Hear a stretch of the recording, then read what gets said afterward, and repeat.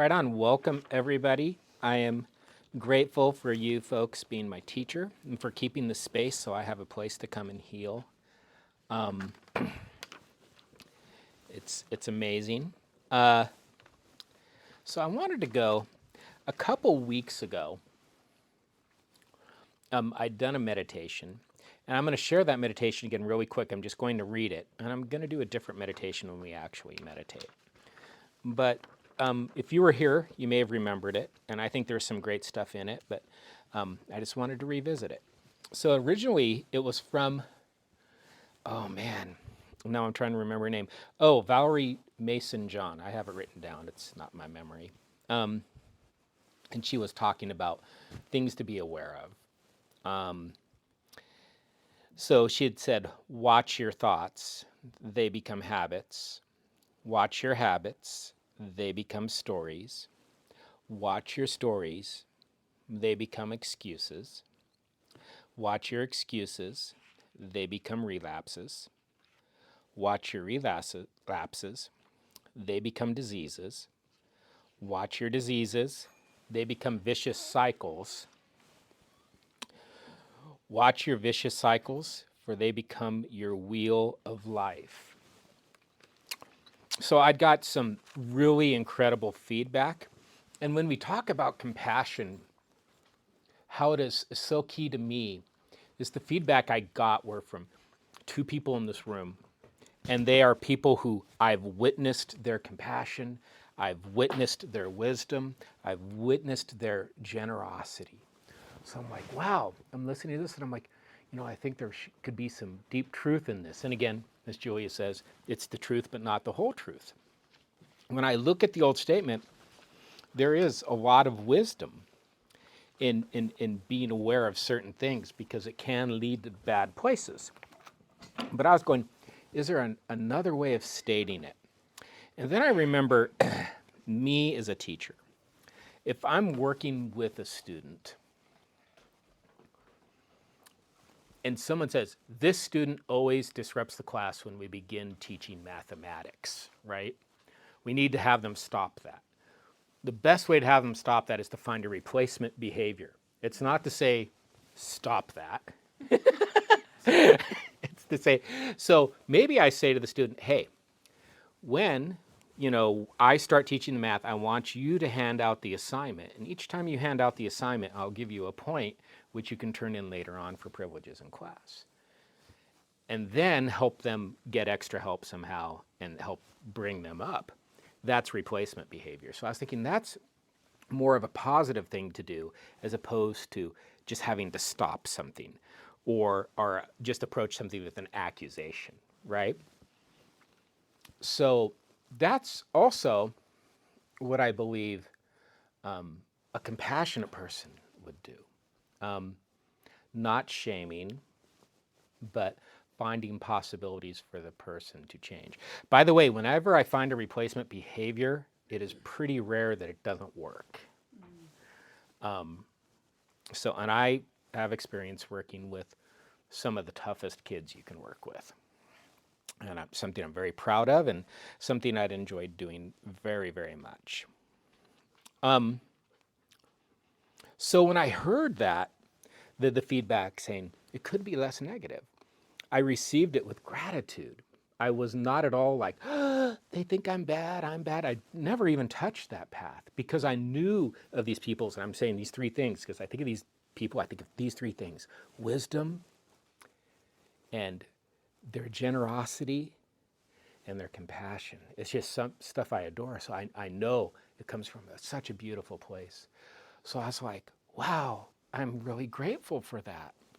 And I could say there's not a lot of people I do that with. If I'm at a work environment, a lot of times these folks are busy and I know it can be coming from a negative place. So I have to prepare myself to receive that information, with negativity. But what I love is here in this room so far, most everything I hear, I can receive with just openness and love and gratefulness because of the safety I feel, because of the compassion we've had for one another. We've really developed a community. And because of this community, I'm more likely to be clean. I'm more likely to recover and continue in recovery and you know, have liberation. And I think that's amazing. So for today, what I did is I went in and I did a rewrite. And again, I contemplated the rewrite, even going saying, okay, now what they said was valid. I do believe that these things can build up and happen, and they are things to be aware of. But how would I phrase it if I was phrasing it in a way where it'd be a replacement behavior? What do we do as opposed to what we don't do? So, and so this is the meditation I have. If you want to find a comfortable position, you can lie down, sit down, stand up. If you're in your home or here, if you do better just walking very slowly during meditation. Zen does do Kinhin meditation where they will just walk very slowly. There is walking meditation, that is a real thing. Just get comfortable and do what you can do. And I'm going to take the time to lead this meditation just very, very slowly. So let's start with 3 breaths just to get ourselves really centered. So a deep breath in. Hold at the top for a second. And then exhale all the air.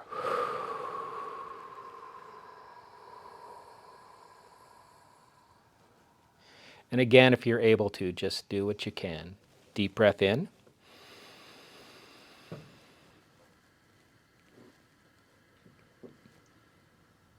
Hold at the top. Exhale it all out.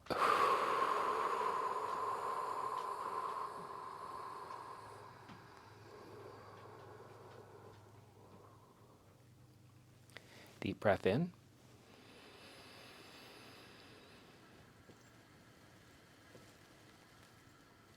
Hold at the top. Exhale it all out.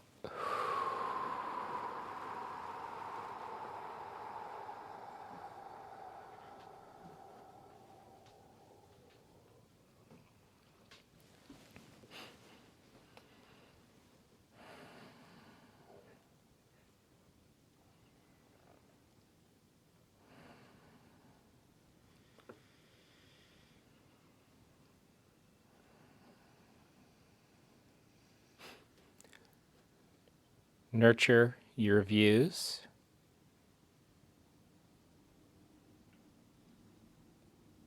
Nurture your thoughts.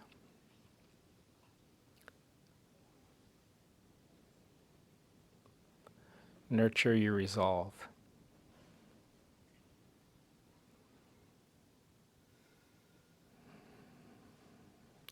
These will grow into your story.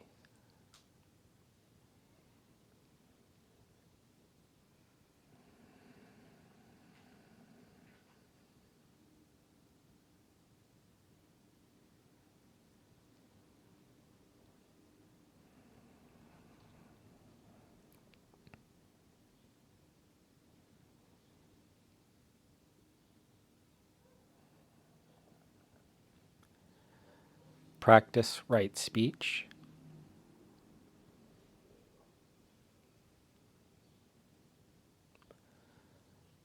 Practice right action.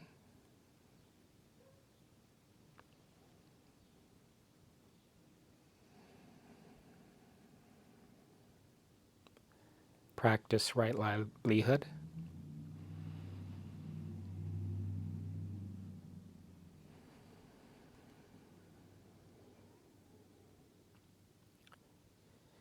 These will temper your stories, and your stories will be forged into experience.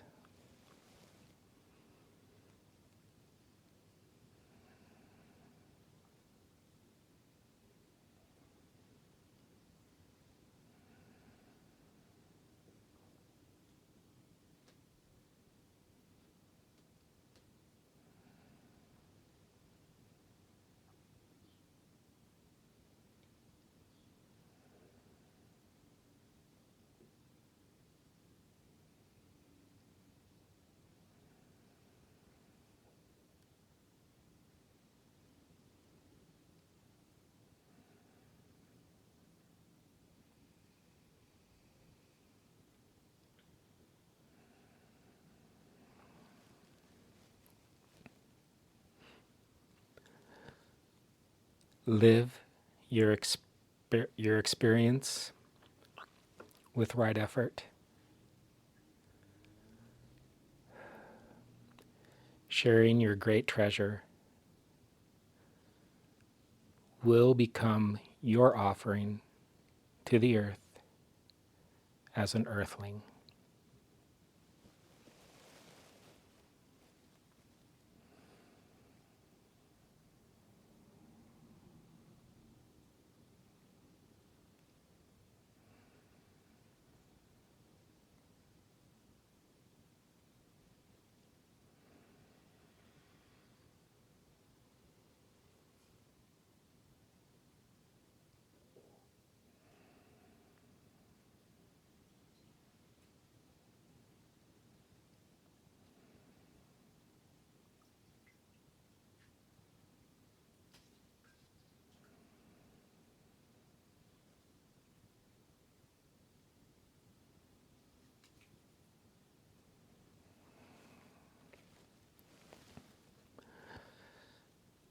Allow your experience to blossom with right mindfulness,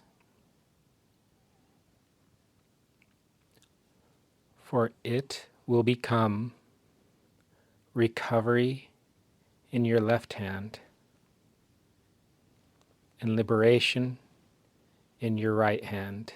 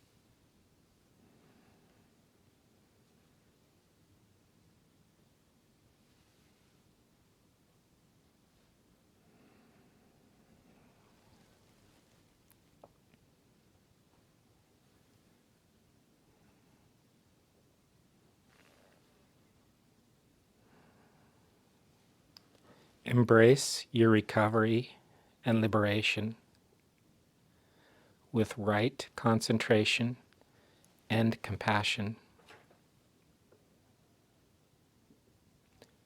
This will become your world. This will become the world entire.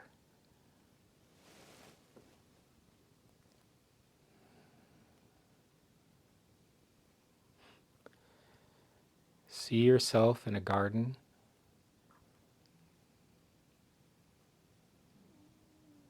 You're seated in a comfortable bench.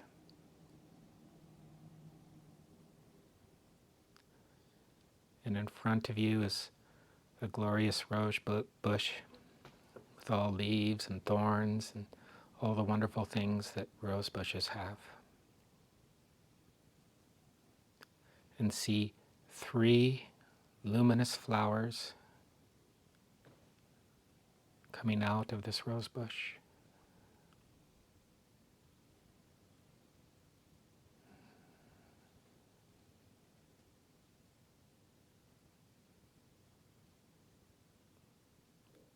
You see a yellow rose, a red rose, and a white rose.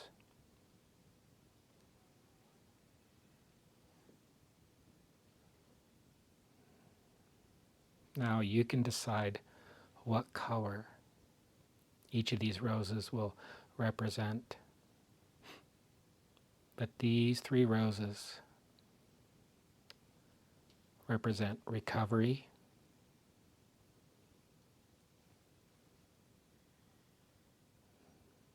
liberation, and compassion.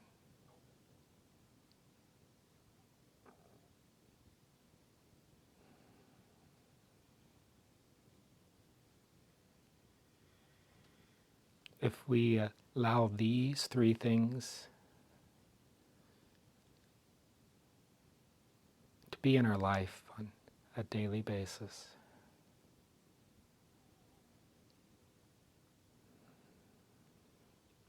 To grow and to flourish.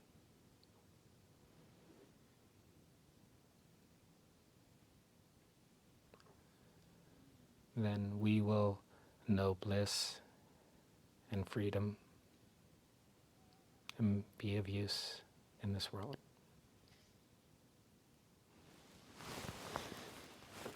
I'm grateful for all of you and sharing this meditation. Namaste.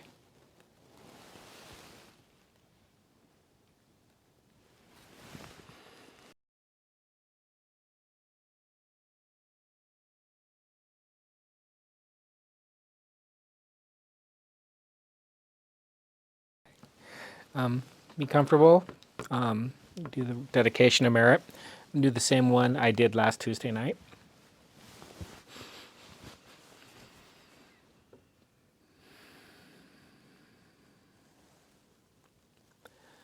We are of the nature of consciousness. We are made of consciousness and bliss. We are non-dual, pure in form, absolute knowledge, absolute love. We are changeless, devoid of desire or anger. We are detached. We are one in essence, unlimitedness, utter consciousness. We are boundless bliss, existence and transcendent bliss. We are Buddha nature that revels in itself, is eternal, enlightened, and pure. Namaste.